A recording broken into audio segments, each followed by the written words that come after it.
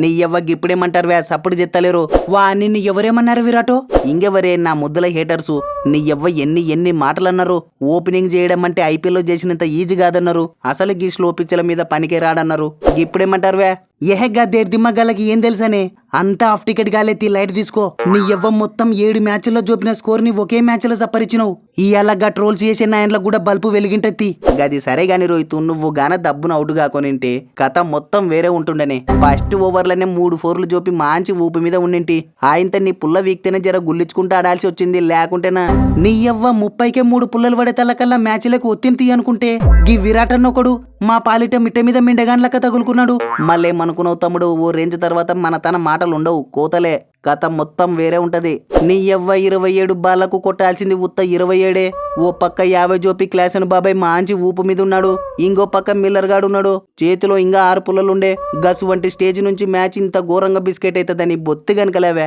మళ్ళేమనుకున్నారు వే గట్టుంటది మాతోని గిప్పుడన్నా అర్థం చేసుకో మ్యాచ్లు గెలిచాలంటే లక్ ఉండాలా కరెక్టే కానీ ఇంత ప్రెజర్ ని హ్యాండిల్ చేయాలంటే ఫైనల్స్ ని హ్యాండిల్ చేసిన ఎక్స్పీరియన్స్ ఉండాలి యా మాట కామాటన్నా మీ తాన ఆల్రెడీ వరల్డ్ కప్లు కాలవన్నాయి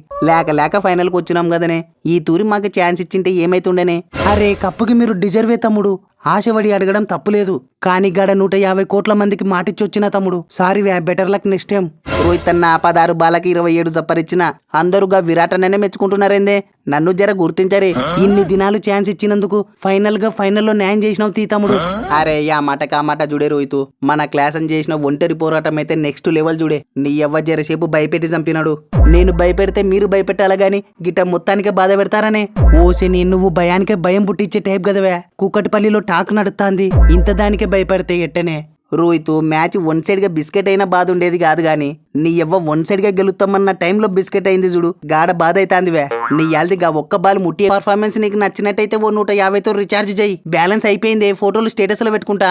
ఓసిని 150 ఏం కర్మ తమ్ముడు అవసరమైతే మా అంబాని మామతో మాట్లాడి లైఫ్ టైం రీఛార్జ్ చెప్పిత్తీ బుగులు పడాకు నీ ఎవ్వ ఏం సప్పరిత్తివి తమ్ముడు సూపర్ వే మళ్ళేమనుకున్నావన్నా మనతో ఆటగా పులితో వేట రెండు ఒకటే విరాట్ అన్నగాన తొందర ఊరుకురాని ఒక్క కేకేసింటే కథ మొత్తం వేరే ఉంటుండేనే యా మాట కామాట తమ్ముడు నీలో ఇంత ఫైర్ ఉందని బొత్తిగా ఎక్స్పెక్ట్ చేయలేవే మేము కూడా మ్యాచ్ ఇంత రానా ఊరిచ్చి బిస్కెట్ అవుతుందని బొత్తి కనుకలేనే అరేగా సూర్యగాడుగా ఒక్క క్యాచ్ ఇడిచిపెట్టింటే కథ మొత్తం వేరే ఉంటుండేనే తమ్ముడు వారిదికు నిన్ను చూస్తా అంటే ముచ్చటెత్తాందివే మొత్తానికి డిప్యూటీ కెప్టెన్ కి న్యాయం చేసినావు గది సరే గాని మన సూర్యగాడుగా క్యాచ్ ఇడిచిపెట్టింటే ఏందే పరిస్థితి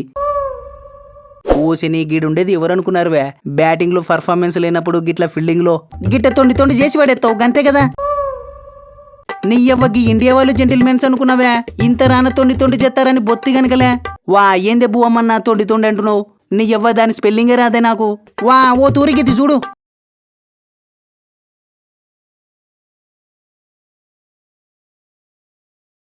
దాంట్లో ముందన్నా లైన్ తాకకుండానే పట్టుకున్నా కదనే తమ్ముడు గా తొక్కలో క్యాచ్ కాదువే కింద లైన్ చూడు